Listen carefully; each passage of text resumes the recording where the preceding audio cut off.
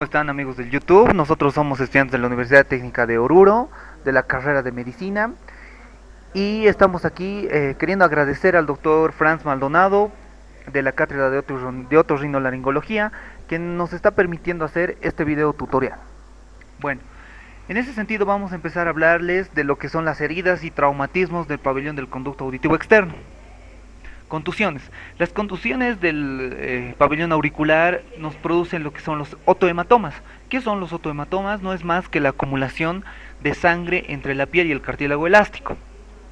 ¿Cuál es el tratamiento que se realiza? El tratamiento que se realiza básicamente consiste en realizar múltiples incisiones para drenar la sangre. También vamos a colocar lo que es un vendaje compresivo tipo capelín. Los traumatismos del conducto auditivo externo pueden ser estos directos o indirectos. Los traumatismos directos consisten básicamente en el contacto directo entre un cuerpo extraño y el pabellón auricular, produciendo así una determinada lesión. Y los traumatismos del pabellón auricular indirectos son todos aquellos que se producen, como dice, indirectamente o secundariamente a un accidente o producido por un golpe contundente, como vemos en la imagen de un boxeador que está recibiendo un golpe contundente a nivel de la mandíbula, lo cual esto va a producir como repercusión lesiones a nivel del pabellón auricular. Continuando, vamos a hablar de los golpes violentos directos en deportes. Las lesiones más comunes van primero al pabellón auricular y se continúan con el conducto auditivo externo y pueden proceder hasta el tímpano. Aquí vemos un deporte que se llama jogger, que otros lo denominan deporte salvajada friki, ya que es con constantes golpes, y este es un deporte que tiene alto riesgo ah, para que pueda producirse una lesión en el pabellón auricular. Ahí vemos cómo practican el deporte. Continuando, vamos a hablar de la oreja de coliflor, que son lesiones en la oreja en los deportes de contacto, el otohematoma y la oreja en coliflor, que suelen producirse en deportes en los que existe un contacto directo con el otro competidor u oponente. Por ejemplo, el judo, la lucha, box, rugby, karate, etc. Ahí vemos los distintos tipos de oreja en coliflor u otematomas, que van desde un grado leve hasta un grado severo. Aquí vemos un luchador que presenta con la oreja de coliflor por las constantes lesiones traumáticas que tiene al practicar su deporte. Vemos otra lesión en el cual precisa de sutura como tratamiento, ya que puede ser una lesión con desprendimiento. Vemos una lesión que necesita un injerto como tratamiento porque ahí ha habido una lesión de arrancamiento en el cual se procede a la pérdida de una parte del pabellón auricular y para el tratamiento necesitan realizar un injerto. Vemos un otematoma severo. Aquí vemos la cara de un luchador que presenta la oreja en coliflor, o los otomatomas, como también se los denomina, que es la contención de un líquido o de una sustancia entre el cartílago auricular y en el pabellón auricular entre ambas paredes. Deportes de contacto, estos son los deportes de contacto: boxeo, taekwondo, lucha. Vemos una serie de deportes en el cual hay contacto directo y por lo cual puede producirse una lesión. Para el tratamiento de las heridas en el pabellón auricular o en el conducto auditivo procedemos a la desinfección. Primeramente también podemos tratar con una antibiótico-terapia.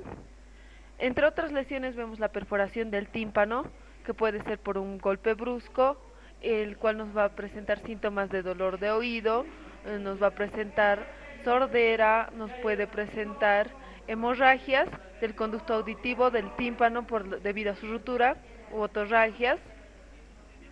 También vamos a otra lesión que son los barotraumatismos óticos, el cual se produce sobre todo en personas que practican buceo y que después de este pueden tomar un vuelo, ya que lo que produce los barotraumatismos es el cambio brusco de la presión atmosférica.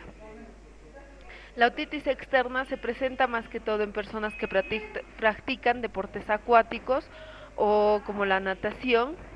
Entre su tratamiento de la otitis externa podemos decir que debe usarse antiinflamatorios y anti, antibióticos. La agresión física con golpes al pabellón auricular. Estos son con golpes directos, con lesiones. Por ejemplo, aquí vemos una lesión de una niña, puede ser por lesiones directas que se le practica. Luego vemos heridas y laceraciones, en el cual para sus tratamientos, si son heridas abiertas, se procede a la sutura previa desinfección. Heridas del conducto auditivo externo, vemos las micrografías.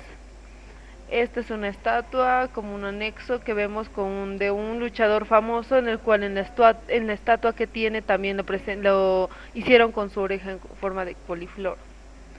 Antiguamente los psiquiatras daban un tratamiento con un masaje en el... Bueno, continuando con esta exposición, vamos a ver ahora los traumatismos de oído externo relacionados con accidentes laborales y de tránsito. Bueno, generalmente cuando se producen traumatismos a nivel del pabellón, es muy frecuente que se produzcan los denominados otohematomas, es decir, colecciones de sangre entre el cartílago auricular y la piel que recubre el pabellón. Esto es muy común, sobre todo en los accidentes que pueden ocasionar traumatismos a este nivel. El tratamiento consiste siempre en el drenaje, en la evacuación del contenido hemático. Generalmente se lo puede realizar por medio de jeringas, siempre teniendo cuidado y precaución con la asepsia y antisepsia correspondiente. En algunas situaciones se puede producir una pericondritis como complicación del otohematoma, en la cual el contenido llega a infectarse. Por lo tanto, es necesario introducir una terapéutica antibiótica en la cual se dé al paciente antibióticos contra generalmente Staphylococcus aureus o Streptococcus piógenes. Además de eso, es necesario siempre tratar de drenar el contenido que se puede encontrar a este nivel. A la derecha se puede observar una imagen que corresponde a la denominada oreja en coliflor. Es también muy frecuente de que se produzcan arrancamientos del pabellón auricular. Esto sobre todo se puede producir en accidentes de tránsito, en la cual, por ejemplo, en la imagen de la izquierda vemos que el arrancamiento corresponde al pliegue cefaloauricular. Y en el lado derecho vemos que en realidad esto correspondería a una mordedura, que se va a hablar más adelante.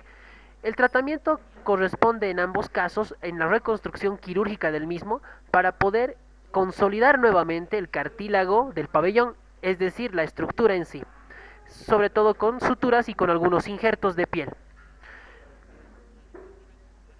Existen algunas situaciones en las cuales el conducto auditivo externo y el pabellón pueden llegar a estar afectados debido a traumatismos indirectos, es decir, que están relacionados con la colindancia del oído externo, sobre todo con las fracturas de cóndilo mandibular. La conducta casi siempre correspondería a tratar de observar el contenido, es decir, el oído externo mediante otoscopía para descartar alguna colección que provenga de oído medio y en última instancia el tratamiento correspondería en la reconstrucción condilar para evitar las futuras hemorragias. Siguiendo con la exposición, tenemos lo que son los traumatismos causados por causa mecánica.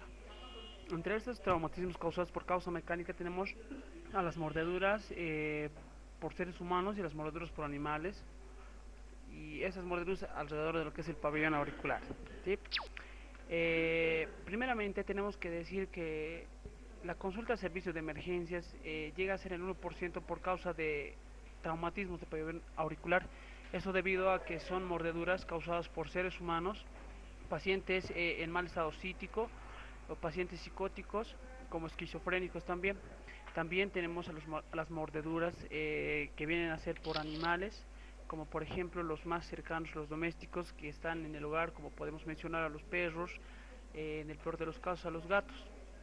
Muy bien, podemos decir que registros hospitalarios acerca de traumatismos de pabellón auricular nos indican que la causa más frecuente de traumatismos a nivel de lo que es el pabellón son la causa por mordeduras humanas. Esto se debe a que los pacientes son inestables psicológicamente. En cuanto a las mordeduras de perros, podemos mencionar que el grupo etario más afectado viene a ser los niños, debido a que estos están más en contacto con lo que son los animales, las mascotas.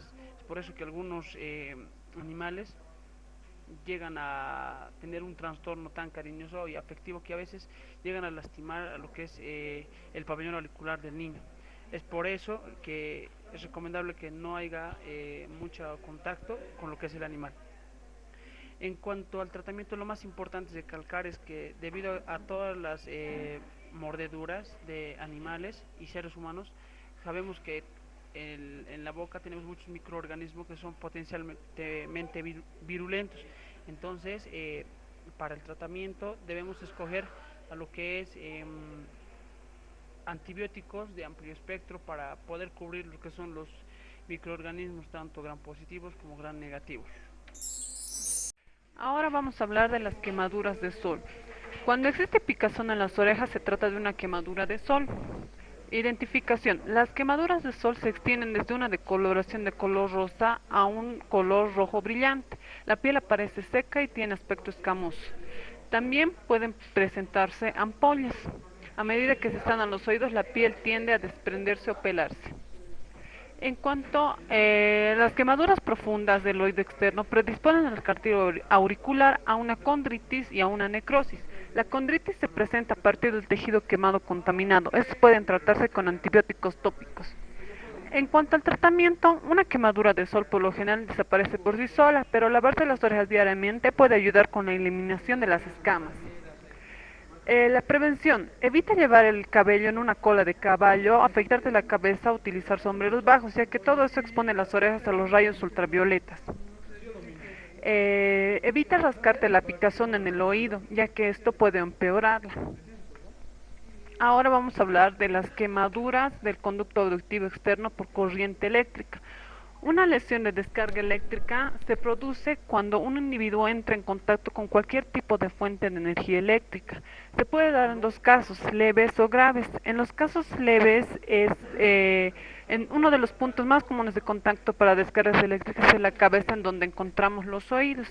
En cuanto a los síntomas, se presentan en los casos leves.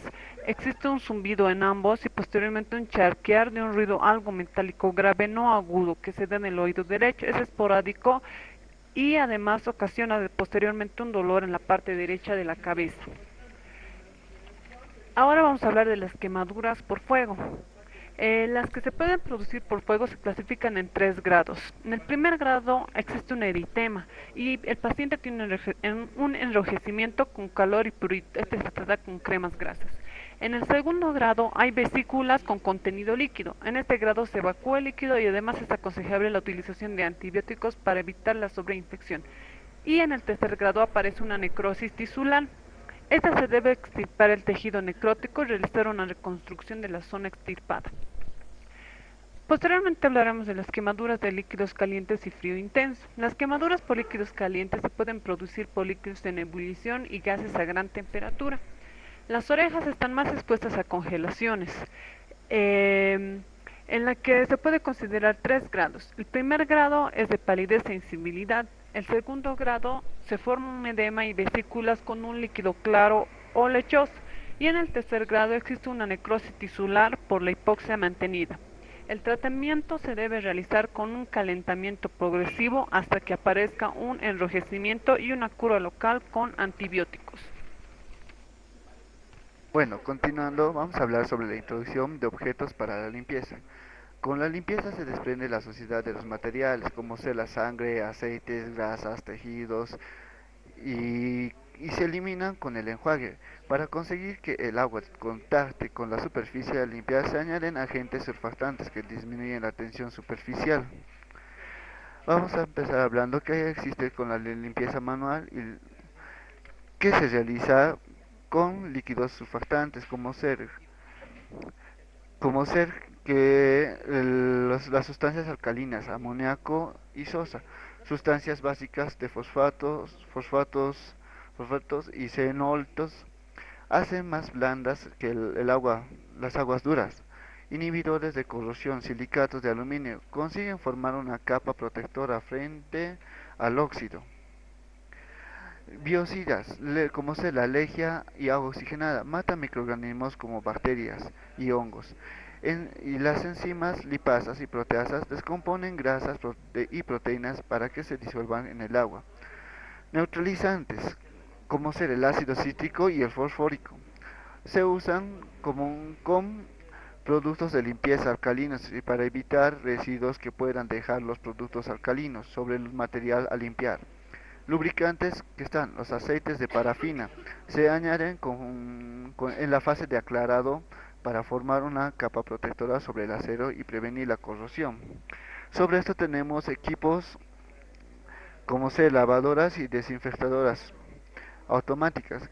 En fase de lavado, las fases de lavado son prelavado, limpieza, neutralización, aclarado y desinfección y secado. El prelavado es aclarado inicial con agua que supera los 35 grados centígrados. La limpieza se añade el detergente agua y se realiza la limpieza a 45 y 50 grados centígrados. La neutralización se realiza para prevenir la corrosión de detergentes y es alcalino. El aclarado se realiza con agua fría. La desinfección suele ser de 1 a 10 minutos en temperatura de 90 a 95 grados centígrados. Y por último se lleva el secado. Bueno, muchas gracias. Esperamos que este tutorial haya sido de su agrado. Hasta una próxima oportunidad.